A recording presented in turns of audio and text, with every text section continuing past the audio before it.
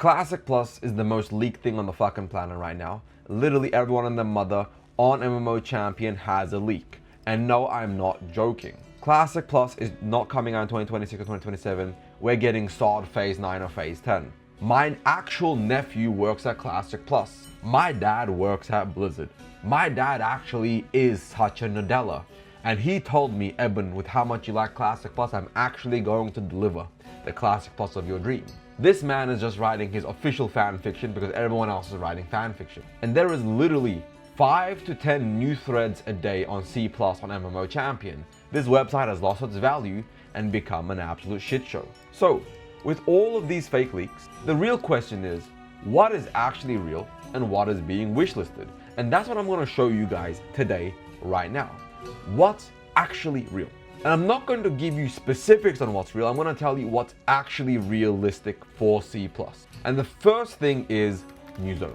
I'm actually going to write everything out. So, right off the rip, I want to discuss what's actually real. And the first thing is New Zone. We are getting the Hyjal, the Grim Batol, and those are raids and zones technically, because it's not going to be called Twilight Highlands, it's going to be called Highlands of some type. Of course, you have your Gilneas, you have your Northern Stratholme, you have Northeron, you have the zone between, for example, in this context, Stormwind and Ironforge. Well, Elwyn Forest and Dunmoreau. So effectively, new zones are 100% coming. Whether it's 5 new zones, 10 new zones, or 20 new zones, doesn't matter.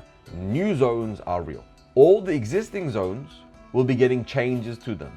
Every single existing zone will be getting new flight hubs, new little questing hubs, new characters, new NPCs, new mobs, new little secrets. And before you guys ask, how can you be so sure?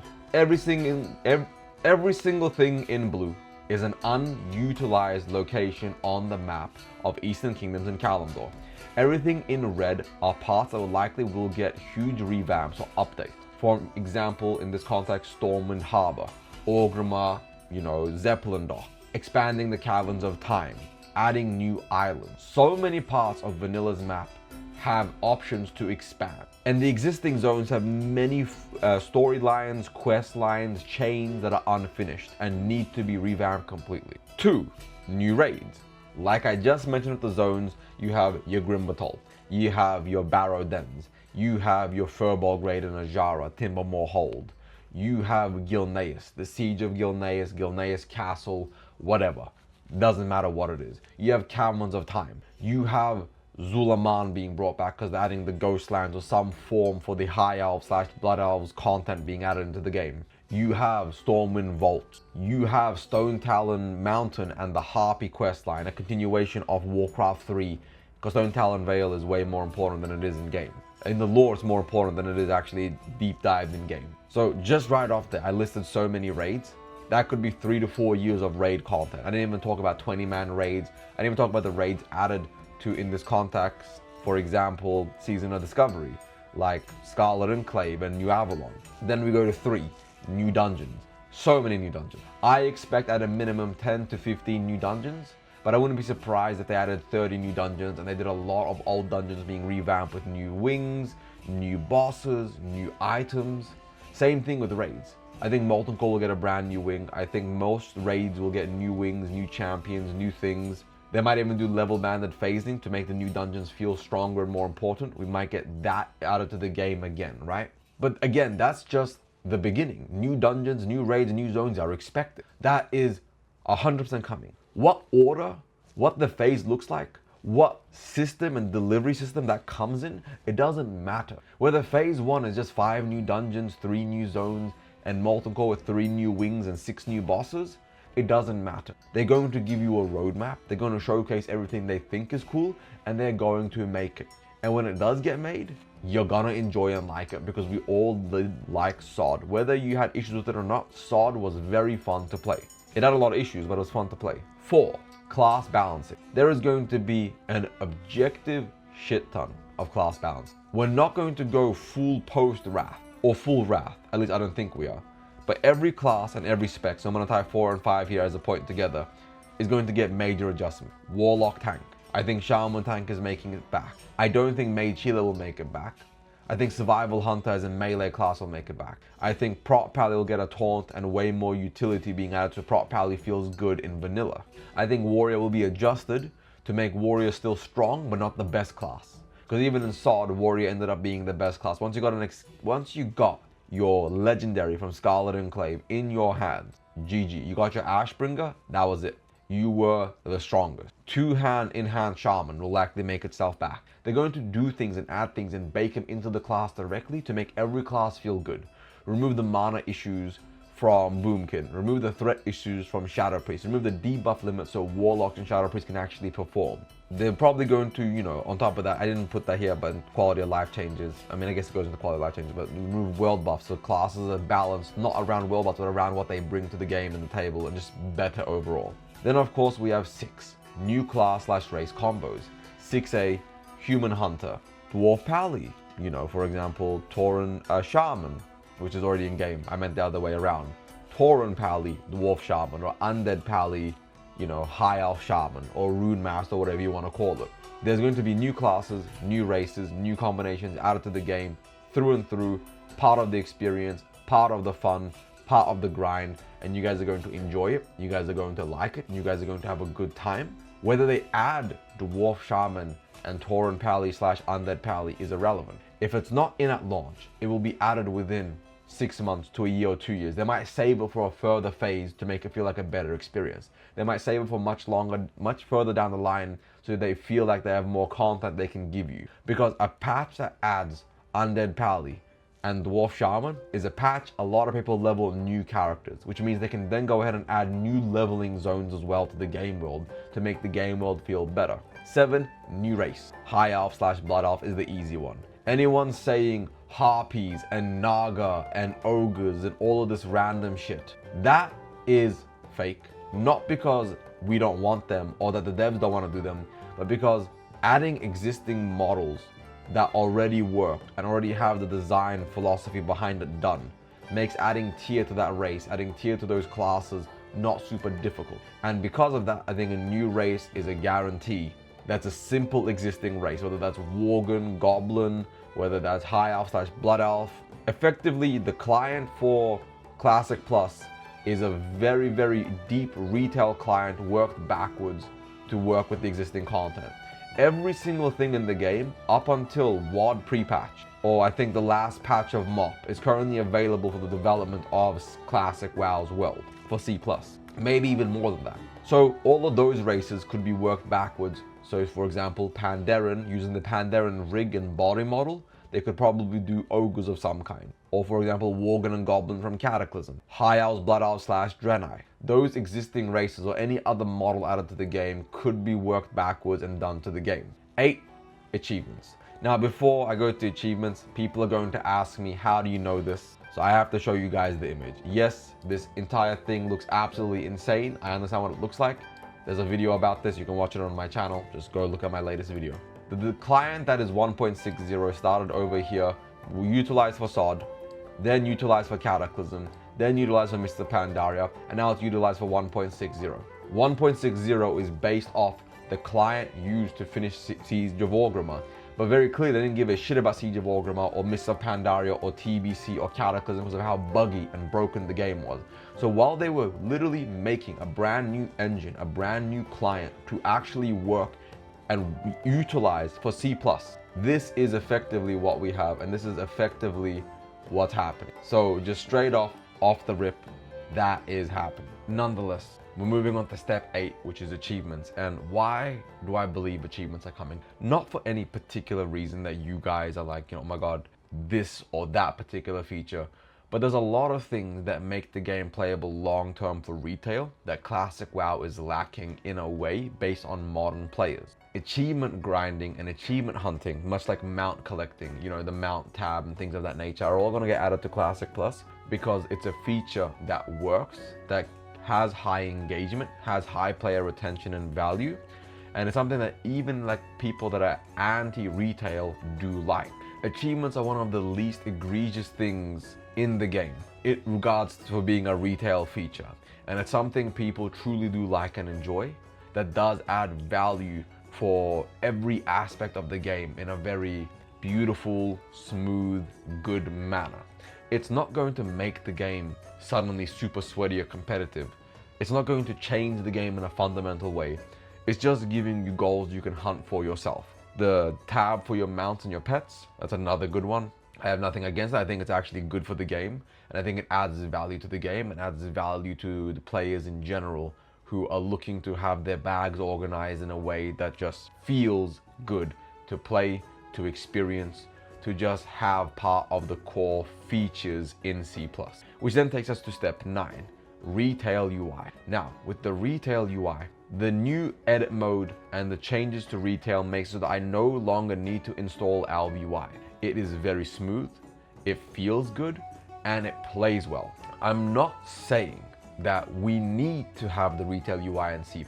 I'm saying expect the retail UI because they are likely going to do that because it's going to be easier to update and maintain and keep up to date going forward. Rather than having a completely separate classic UI, the retail edit mode and other things from retail like that fundamentally make the backend easier for developers is going to be in game. Whether you like that, whether you don't like that, whether you hate that, it's something you need to keep in mind. And for example, another change that I think is going to happen is the add-on change. I think fundamentally speaking, add-ons are just, that's it. They're going to be in the game. They're going to be like that going forward. And it's just going to be a change that in retail, a lot of add-ons don't work like they used to anymore. The add-on changes are going to go from retail to C+, and you will have to live with that. And then the final point is 10, which is quality of life changes. There's going to be features from retail that you might not like that are going to come to the game. I expect a level boost will get added into the game within 2, 3, 4, or 5 years. I'm not on the exact date. I do believe that they are edging towards a WoW token, mainly because of how much people buy gold. And I think instead of addressing the core fundamental reasons of why people buy gold and making buying gold a much harder situation, they're going to take the easy answer and add the WoW token to the game. Because the WoW token being in the game means 90% of players will buy the gold directly from Blizzard. Blizzard gets their cut, Classic makes a shit ton of money. More money for the Classic dev team means more developers with the Classic dev team, means more content for the Classic dev team, which means the Classic devs are happier, they're less likely to have layoffs, things of that nature.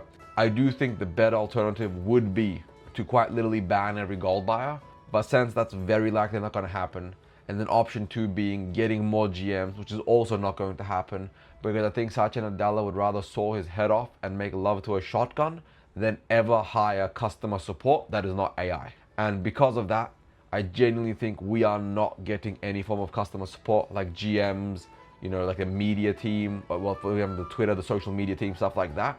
I think all of that is gone. I think the realistic option is the WoW token, and that sucks for me to say, but I think that is the realistic outcome for C+, is the WoW token, is a cosmetic shop where you can buy mounts and pets. I think we are getting a traders tenders battle pass system that retail has, where you get 500 traders tenders every month you're subbed, and then you can buy in-game mounts, you can buy in-game titles, you can buy some goofy stuff, some pets, toys, things of that nature to make your life fun. But that is the fundamental future of C+. New zones guaranteed, new raids guaranteed, new dungeons guaranteed, class balancing guaranteed, spec adjustments guaranteed, new class race combos like Human Hunter, but maybe not Dwarf, Shaman, or Tauren / Undead Pally, at least at launch. A new race, High Elf, Blood Elf, and then further new races down the line, where the High Elf, Blood Elf is at launch, or Draenei Goblin, or Worgen, you know, the panda body shift into something else. We're getting a new race of some kind. Let's just accept that that is the future. That's not a maybe, that is a guarantee. That is what's going to happen. That is coming. Just accept your fate. Achievements, retail UI, and then quality of life change. All 10 things listed here are realistic. Any leak that has these is a semi-realistic leak because they're not saying anything special. I listed all of these things and I didn't list shit because the whole point of listing everything I listed was just to get it out the way of how easy it is to make a realistic C+ leak. You pick 3 things from here, you make a list of those 3 things, and you leak it and say, I got to test the new warrior at level 40, I got to test the new dungeon in new zone. Boom, you actually have a realistic leak that doesn't seem like LARP off the rip. And that's the difference between people that actually tested C++, played Family and Friends Alpha. They tested specific things. They didn't test every aspect of the game. Any leak that has all 10 things on this list here, it lists the new zone, new raid, new dungeons, class balancing, spec adjustments, new class race combos, new race, achievements, retail UI, quality of life changes, lists every single thing. That is a wish list. That is LARPing. And that's what most of these leaks have done. There are so many leaks, and they're all full of shit. Every single leak has leaked literally everything. Oh, this new class, this new race, this new zone, this new dungeon, every single one leaks them all. And that's how you know they're fake. The only realistic leak was leak 4, which was quite literally just the guy saying, I saw a little bit and I got to test a few little spots, but I didn't get to see everything, I don't know. And then this one, which is just literally exactly the 10 things I listed, all in one thing. No level cap, new zones, new dungeons, new raid, class changes. He added the class mastery system, a new race, season discovery, instances are carried over, some features from retail like barbershop mount journal. The story is not an alternate timeline. But that doesn't mean they're real leaks because the guy knows too much. Most leaks from any game so far have been minimal. The Dragonflight leaks were minimal. The guy saw the trailer and he saw the introductory video showcasing the new features. Turned out that it was real. Well, I don't remember if that was the Dragonflight or a different expansion, but most leaks that are real are people that have seen minimal content, played minimal content, and actually shared that leak. Now though, I'm gonna talk about what's being wishlisted and why it's so goddamn problematic. Now though, we have what's being wishlisted in every single leak.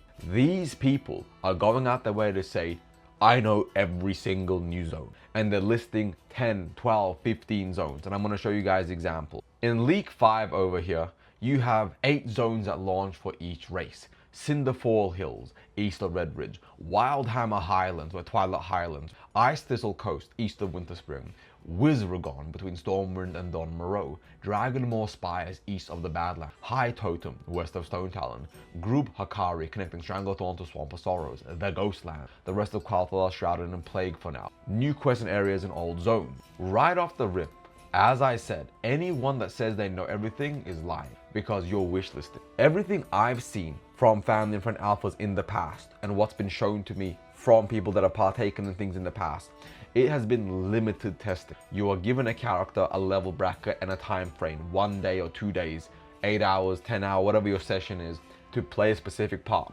A lot of the zone is not, a lot of the map isn't clickable. A lot of changes aren't visible. They're not built with all these add-ons in game. You don't get to just suddenly see everything in every zone. You just hover over the zone, click it, gives you all the information for the zone. Some of the zones have strings and IDs that you can't even click or see. When you're making a new character, there might be a new icon or a race or a class combination there, but you can't click them. It's just a bunch of strings that are not clickable. The thing is, anyone that says they know everything knows nothing. They're wishlisting. Same thing with every new raid. That leak 5, the fake one, another one that listed every new raid. No, you are best at BlizzCon going to get a trailer showing Molten Core with a new wing or two with some brand new bosses. They're then going to tease the first new brand new raid / zone. Then they're gonna do a roadmap that says, we know you guys want Grim Batol, but the gates to the Highlands are closed for now. But things are stirring in the depths of Grim Batol, and I can't wait for you guys to dive into it in phase 4. Hyjal opens up, but it's not actually open. They just changed, I forget the name of the location now because I've been yapping about so many different zones lately. The demon infested area just south of Winterspring that connects to Hyjal. That's going to be revamped, a new dungeon there that teases Hyjal. They're going to add a lot of new zones to the game. They're going to add a new leveling locations. But I think at launch, we're looking at maybe 1 to 3 brand new zones and maybe 1 brand new raid, brand new max level raid, and 1 brand new or 2 brand new 20 man or 10 man if they lower the amount of people per raid into the game. The exact phase cadence is next. These people have literally made leaks going phase 1, 2, 3, 4, 5, 6. This is what it's looking like. This is the first 2 years. Yet no. You're not going to get to know that. If you've seen the roadmap is going to be phase 1, phase 2, phase 3. Everything post phase 3 is going to be like the retail roadmap. This is what a retail roadmap looks like. 11.07, new content, story, upgradable stuff. Then Undermined, 11.1. Then 11.15. And that's as much content as you know. Then after 11.17, they go vague again. story and quests, new content updates, turbulent timeways. 11.2, new zone, new world events, new dungeon, new raid, new open world challenges, warband updates, brewfest updates, season rewards fresh. Then this expansion reveal for World of Warcraft Midnight. Then 11.2.5, new content and system updates. 11.2.7, story and quest, new content and system updates. Then WoW housing, little teaser icon. And that is what a roadmap looks like. So anyone that's even seen the roadmap for C+, assuming somebody has seen the roadmap for C+, it's going to be 1.0, 1.1, or 1.0.5, 1.0.7, then 1.1 like this. Then everything else is going to be super vague. That's C+'s roadmap. So anyone that tells you they know exactly every phase coming, again, full of shit. That's not how announcements happen. It's never how announcements have happened. Nonetheless, every new feature, again, these people just have this LARPing mentality of, so you're getting achievements, barbershop, mount, you're getting this and this. They're gonna add this exact type of WoW token, this exact type of battle pass, this exact type of content. No one's going to know that. You got to test specific things or you got to see specific things. The fact that every single literally leak is knowing everything is pissing me off. These are dog shit leaks, these are terrible leaks, and they're genuinely sad because the leaks need to be realistic so I can actually cover these leaks. All my friends are making daily videos covering the leaks and it's making me jealous. I feel like Squidward in that one meme looking outside my windows at SpongeBob and Patrick having fun. All these content creators just covering every fake leak because they don't give a shit. It's views and it's easy views because people love this type of content. And I'm over here being realistic because I've been covering C++ for 3 years almost, over 3 years. And I know shit and I know these leaks are fake. And it pisses me off that these leaks are so fake because I can't cover any of them. And I can't fake hype and excitement over fake leaks that are genuinely subpar. Then of course, 5, every single spec/class balance. Again, like everything else, you can't know that much. You got to play one class at a certain level bracket. Just because you can see the talents for level 60 doesn't mean you understand how different that is. You don't know how it feels or plays. 6, wild new races like Harpy, Naga, Furbolg. Not happening. Maybe in the future. There's actually, no, you know what? This is a small chance. This is real. There's a small chance Harpy, Naga, Furbolg could be real. But that's a lot of dev effort to make a race that might play like that. So in this context, Furbolg could actually be real. They could take the Pandaren body and turn it into a Furbolg. And I could see them making that work. I could genuinely see that actually working out in a realistic-ish manner. But again, I don't know. I think High Elves, Blood Elves, Worgen, Goblins, I think Pandas and Panda body changed. I don't think we're adding Pandas to C++, but the Panda body being utilized, as well as Elves and Draenei bodies being utilized is the most realistic thing. I don't know what race that looks like, but I think that's most likely what's coming to C++. One of those existing races up until Mr. Pandaria, the exact race, or just the race, just the skin being changed around. Kind of like how so many of new retail races or allied races are just the old skeleton, the body skeleton of certain races, and then redesigned to look like a new race. Same thing with 7. You can't know everything. You can't even click most things. 8, once again, everything on this list that I've said is you cannot know everything because if you did, they would know who you were. No one with an actual job or credentials or security clearances of any kind is going to jeopardize their life to get fake internet points on MMO Champion to then get covered by a bunch of content creators who 5 minutes of fame to immediately disappear, go down the drain, could absolutely be the stupidest thing I've ever heard somebody doing. And I've heard of people doing some dumb shit. So this is actually realistic. It could happen. I just don't think anybody that's working on these games is going to give up their future to get brownie points online. Until I just remembered the GM who uses GM powers in retail to help a girl clear her plus 20, whatever it was. And then he lost his job, lost his credentials, lost everything for 5 minutes of fame or 5 minutes of friendship. And you know what? So I take that back. This could actually happen. Some of these leaks could actually be real based off of that. And if they are, you are a stupid person who is gonna lose your job when they find out who you are. Anyways, if you like this shitty video, like and subscribe. If you hated it, fair enough. Dislike and subscribe and be a dedicated hater. Leave a creative hate comment. I'm gonna be ranting about C+ from now to BlizzCon, and then I'm gonna be at BlizzCon. You'll see me there, and then we'll talk more in the future. Thank you guys. Love y'all. Ebenhard out. Peace.